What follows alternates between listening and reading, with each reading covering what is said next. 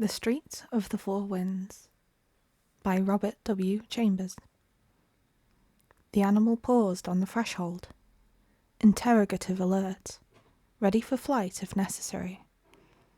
Severn laid down his pallet and held out a hand of welcome. The cat remained motionless, her yellow eyes fastened upon Severn. "Puss," he said in his low, pleasant voice. "Come in." The tip of her thin tail twitched uncertainly. "Come in," he said again.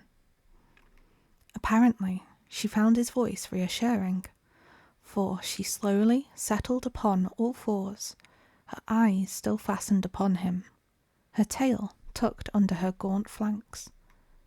He rose from his easel smiling. She eyed him quietly, and when he walked toward her, she watched him bend above her without a wince. Her eyes followed his hand until it touched her head. Then she uttered a ragged mew. It had been long since Severn's custom to converse with animals, probably because he lived so much alone. And now he said, "What's the matter, Puss?" Her timid eyes sought his. "I understand," he said gently. "You shall have it at once." Then, moving quietly about, he busied himself with the duties of a host, rinsed a saucer, filled it with the rest of the milk from the bottle on the window-sill, and, kneeling down, crumbled a roll into the hollow of his hand. The creature rose and crept toward the saucer. With the handle of a palette knife, he stirred the crumbs and milk together, and stepped back as she thrust her nose into the mess. He watched her in silence. From time to time the saucer clinked upon the tiled floor as she reached for a morsel on the rim, and at last the bread was all gone, and her purple tongue travelled over every unlicked spot until the saucer shone like polished marble. Then she sat up, and coolly turning her back to him, began her ablutions. "Keep it up," Severn said, much interested. "You need it." She flattened one ear, but neither turned nor interrupted her toilet. As the grime was slowly removed, Severn observed that nature had intended for her a white cat. Her fur had disappeared in patches, from disease or the chances of war. Her tail was bony and her spine sharp, but what charms she had were becoming apparent under vigorous licking, and he waited until she had finished before reopening the conversation. When at last she closed her eyes and folded her forepaws under her breast, he began again very gently. "Puss, tell me your troubles." At the sound of his voice she broke into a harsh rumbling, which she recognized as an attempt to purr. He bent over to rub her cheek, and she mewed again, an amiable inquiring little mew, to which she replied, "Certainly you are greatly improved, and when you recover your plumage you will be a gorgeous bird." Much flattered, she stood up and marched around and around his legs, pushing her head between them and making pleased remarks, to which he responded with grave politeness. "Now, what sent you here?" he said. "Here into the Street of the Four Winds, and up 5 flights to the very door where you would be welcome. What was it that prevented your meditated flight when I turned from my canvas to encounter your yellow eyes? Are you a Latin Quarter cat, as I am a Latin Quarter man? And why do you wear a rose-coloured flowered garter buckled about your neck?" The cat had climbed into his lap, and now sat purring as he passed his hand over her thin coat. "Excuse me," he continued in lazy, soothing tones,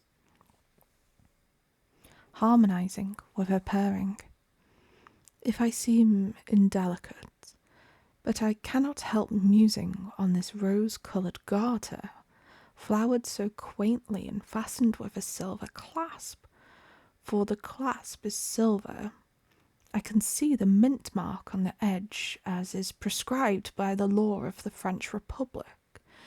Now, why is this garter woven of rose silk and delicately embroidered? Why is a silken garter with its silver clasp about your famished throat? Am I indiscreet when I inquire if its owner is your owner? Is she some aged dame living in memory of youthful vanities, fond, doting on you, decorating you her intimate personal attire? The circumference of the garter would suggest this, for your neck is thin, and the garter fits you. But then again I notice most things, that the garter is capable of being much enlarged. These small silver-rimmed eyelets, of which I count 5, are proof of that. And now I observe that the 5th eyelet is worn out, as though the tongue of the clasp were accustomed to lie there. That seems to argue a well-rounded form. The cat curled her toes in contentment. The street was very still outside. He murmured on. Why your mistress decorates you? Why should your mistress decorate you with an article most necessary to her at all times? Anyway, at most times. How did she come to slip this bit of silk and silver about your neck?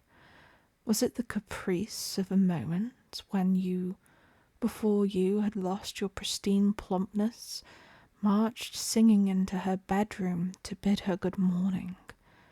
Of course, and she sat up among the pillows, her coiled hair tumbling to her shoulders as you sprang upon the bed purring, "Good day, my lady." Oh, it is very easy to understand. He yawned, resting his head on the back of the chair. The cat still purred, tightening and relaxing her padded claws over his knee. Shall I tell you about her, cat? She is very beautiful, your mistress, he murmured drowsily. And her hair is heavy as burnished gold. I could paint her. Not on canvas, for I should need shades and tones and hues and dyes, more splendid than the iris of a splendid rainbow. I could only paint her with closed eyes, for in dreams alone can such colours as I need to be found.